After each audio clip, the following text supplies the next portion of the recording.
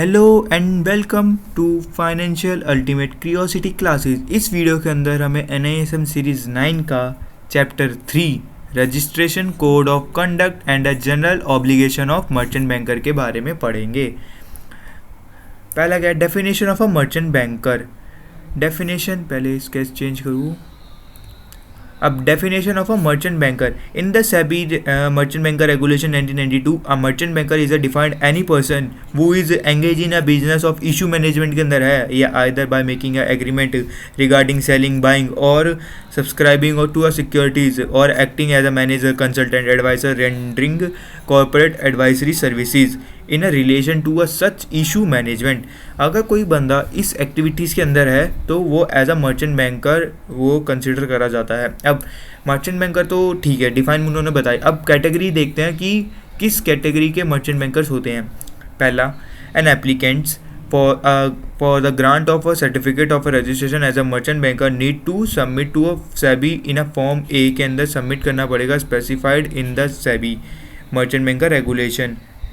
The regulation states that an application for a registration made under these regulations shall be accompanied by a non-refundable application fees।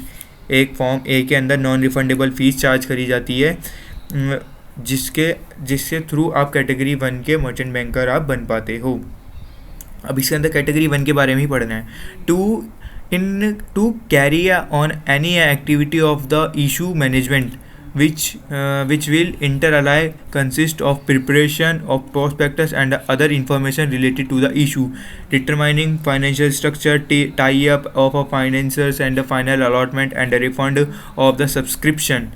अगर कोई person इतनी सारी activities कर रहा है या act as adviser, consultant, manager, underwriter, portfolio manager या manager portfolio manager, ये सारी एक्टिविटीज़ करता है तो उसको कैटेगरी 1 के मर्चेंट बैंकर के अंदर कंसिडर करा जाता है। अब मर्चेंट बैंकर के क्या कैटेगरी होती है, कौन से काम करता है, तब वो मर्चेंट बैंकर बनता है। अब एलिजिबिलिटी क्राइटेरिया देखते हैं for registration as a merchant banker.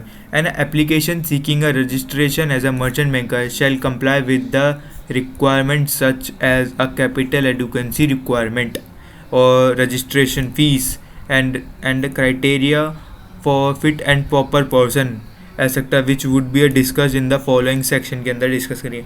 An application shall be a body corporate other than non banking financial companies as a defined under the section 45(1)(f) of the RBI Act, provided that the merchant banker who has been granted a registration by the RBI to act as a preliminary satellite dealer may be carry on a such activities subject to a condition that it shall not accept to or hold a public deposit। Merchant banker public deposit accept नहीं कर सकता और applicant should have a necessary infrastructure होना चाहिए। Applicant should have a minimum 2 employees who have experience, और applicant he is a partner और director और principal officer are not involved in any litigation connection with the security market। किसी का भी illegal connection नहीं होने चाहिए मार्केट से। वो जो पार्टनर है, डायरेक्टर है या प्रिंसिपल ऑफिसर है, वो एप्लीकेंट, वो मर्चेंट बैंकर का, अगर मर्चेंट बैंकर हो, पार्टनर हो या डायरेक्टर हो या प्रिंसिपल ऑफिसर, उसके कोई लिटिगेशन कनेक्शंस नहीं होने चाहिए सिक्योरिटी मार्केट के साथ। और applicants has a director, partner और principal officer have not been at any time been convicted for any offence involving a moral turpitude or has been found guilty of any economic offenders। The application has the professional qualification for a institution recognized by the government in finance, law and business management। Grant of certificate to the applicant is in the interest of investors। या applicant satisfy the capital adequacy requirement and a fit and proper person। ये एक eligibility criteria है। अब capital एडुकेंसी कितनी requirement है, Capital adequacy requirement for a registration as a merchant banker is that it shall have a net worth of not less than 500 crore. Net worth here means the sum of a paid up capital and a free reserve. सबको मिलाने के बाद तुम्हारी capital जो है 500 करोड़ की होनी चाहिए. ठीक है. अब registration and renewable fees and validity कितने टाइम की होती है, क्या फीस चार्ज होती है, रजिस्ट्रेशन कैसे. Merchant banker is required to pay 20 lakh as a registration fees pay करता है. A merchant banker who have been granted a certificate of registration to keep it registration in force shall pay a fees of 9 lakh rupees every 3 years from the 6th year. 6 साल के बाद हर 3 साल के अंदर 9 लाख रुपए आपको पे करने पड़ेंगे as a merchant banker register होने के लिए. The date of grant of certificate of a registration और from the date of grant of a certificate of initial registration granted prior to the commencement of the SEBI. Merchant banker is required to pay a requisite fees within a 15 days of receipt of a such intimation from SEBI. 15 दिन के अंदर SEBI को report करनी पड़ती है. अब code of conducts हैं वो आप बुक से रीड कर लेना, वर्क बुक जो है उनकी इशू करते हैं उससे रीड कर लेना. Maintain a book of account records etcetera. अब मर्चेंट बैंकर बनने के बाद अब बुक्स ऑफ अकाउंट्स भी मेंटेन करके रखने पड़ते हैं क्लाइंट्स के.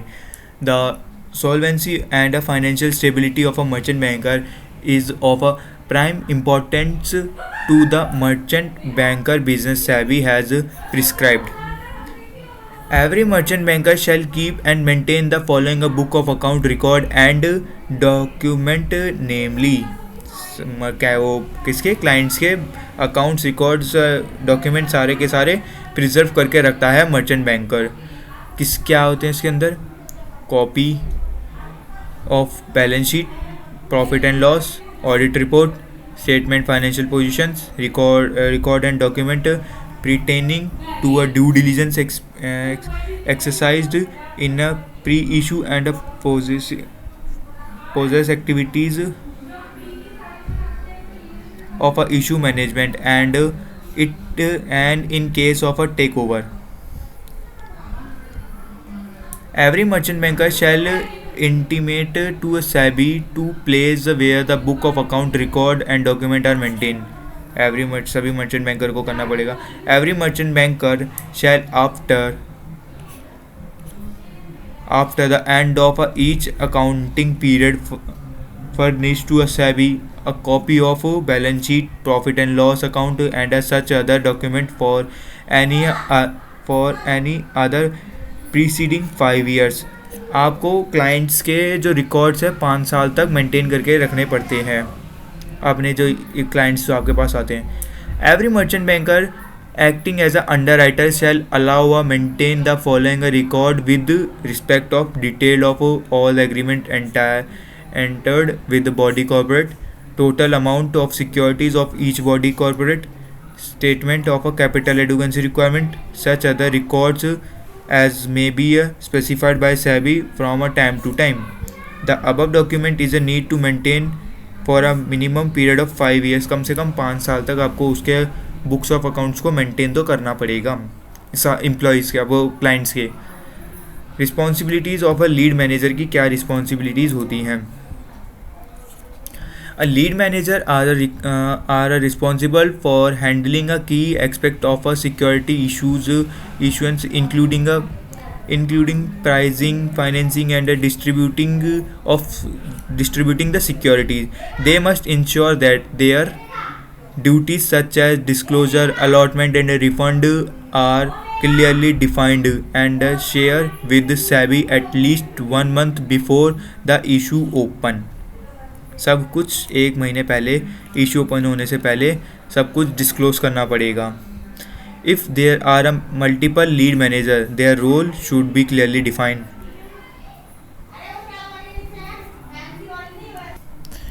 अ lead merchant banker not to associate with any merchant banker which is not holding a SEBI registration.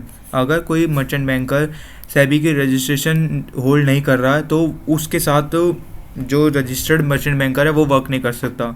Only work with the SEBI registered merchant banker. A lead manager, the main manager of a securities issue, cannot work with another merchant banker who is not registered with SEBI. These rules help maintain a high standard of integrity and protect investors. Avoid a conflict of interest. According to Regulation 21A, a lead merchant banker cannot be involved in a managing an issue if they are a promoter, director, or associate of the company issuing the securities, or a person making an offer to buy and sell securities. Exception for marketing. If the lead merchant banker is only involved in making the issue, they can still participate even if they are associated with the company of a person issuing the securities. What is associate? Associate means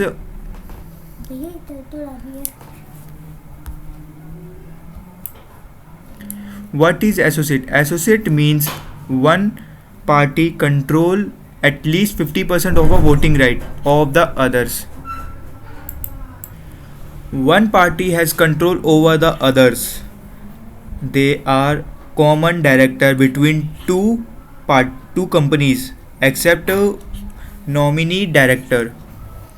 associate means कि एक party किसी दूसरी company को, जैसे मैं company हूँ, आप दूसरी कंपनी हो, मैंने आपकी कंपनी का 50% स्टेक ले लिया, फिर उसके बाद मैं आपको कंट्रोल कर सकता हूँ. एसोसिएट पार्टनर बन चुके हैं हम कि हाँ भाई मेरा भी आपके साथ थोड़ा लिंक है, तो जो भी मेरी एक्टिविटी होगी मेरी कंपनी में उससे थोड़ा इफेक्ट आपको ही पड़ेगा. अगर मैं कोई डिसीजन लेना चाहूँगा आपकी कंपनी के लिए तो मैं वो डिसीजन रख सकता हूँ और डिसीजन ले सकता हूँ. Underwriting obligations. As per the provision of a Regulation 22 of the SEBI Merchant Banker, for every issue, the lead manager will accept a minimum underwriting obligation of 5% of a total underwriting commitment. 21 commitment or 21 or 25 lakh, whichever is less. It means कि issue size के according या 5% या 25 lakh rupees merchant banker की एक fees charge होती है, जो वो इतनी फ़ीस मर्चेंट बैंकर चार्ज करता है. Provided that if the lead manager is unable to accept this obligation, he shall make agreement for the issue of the underwriting by a merchant banker associated with the issue and shall keep SEBI informed about this. Further, if any issue made in accordance with the SEBI के according होता है, तो regulation 2018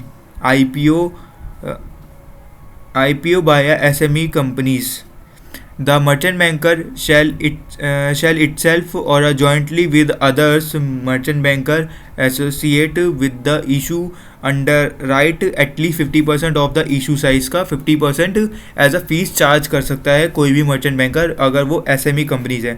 अगर SME companies है, large companies के अंदर company fall करती हैं, जिसको इट मीन्स कि एक जो स्टॉक मार्केट के अंदर जो क्राइटेरिया है उसके अंदर फॉल करती है, तो उस केस में मर्चेंट बैंकर फीस चार्ज करेगा 5% ऑफ इशू साइज या 25 lakh, which ever is less, उतनी फीस चार्ज करी जाती है.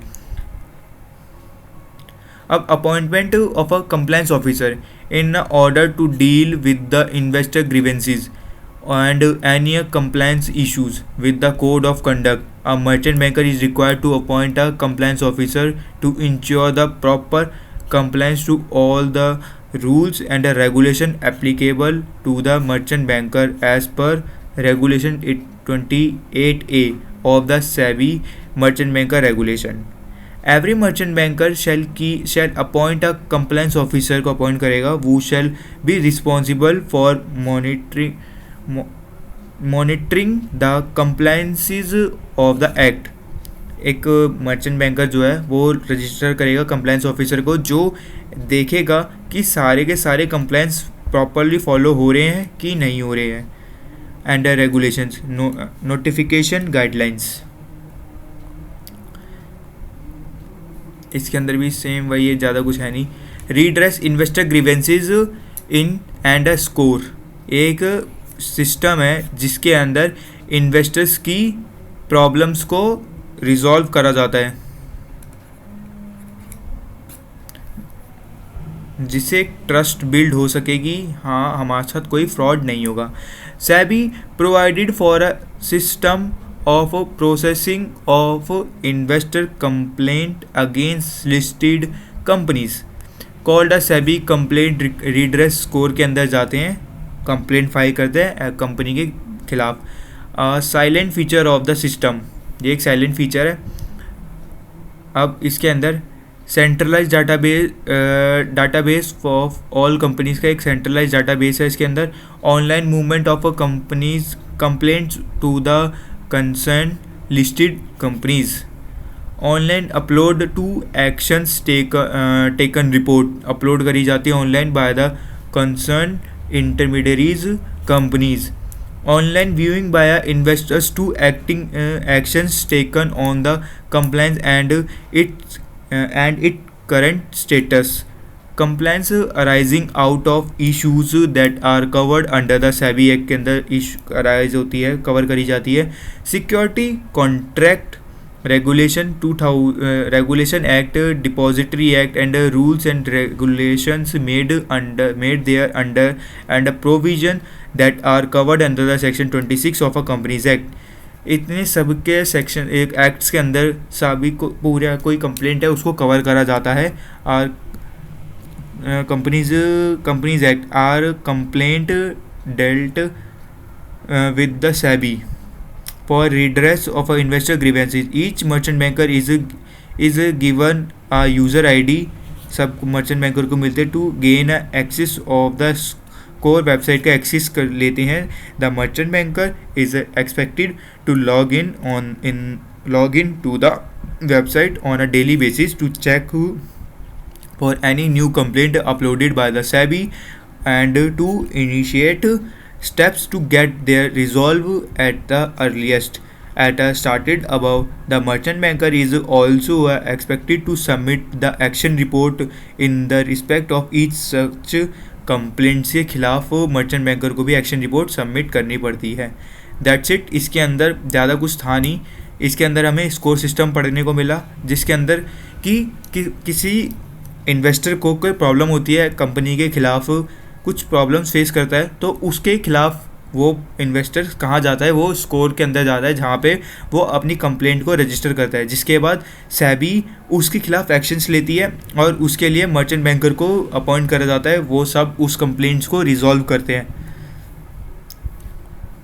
अब अपॉइंटमेंट ऑफ कंप्लायंस ऑफिसर को अपॉइंट करा जाता है, ठीक। और अंडरराइटर ऑब्लिगेशंस क्या है, अंडरराइटर की कितनी फ़ीस चार्ज करेगा वो बताया गया है, एसोसिएट ये सब छोटा मोटा। और ये lead merchant banker not to associate with any merchant banker which is not a holding a SEBI registration, responsibilities of lead manager.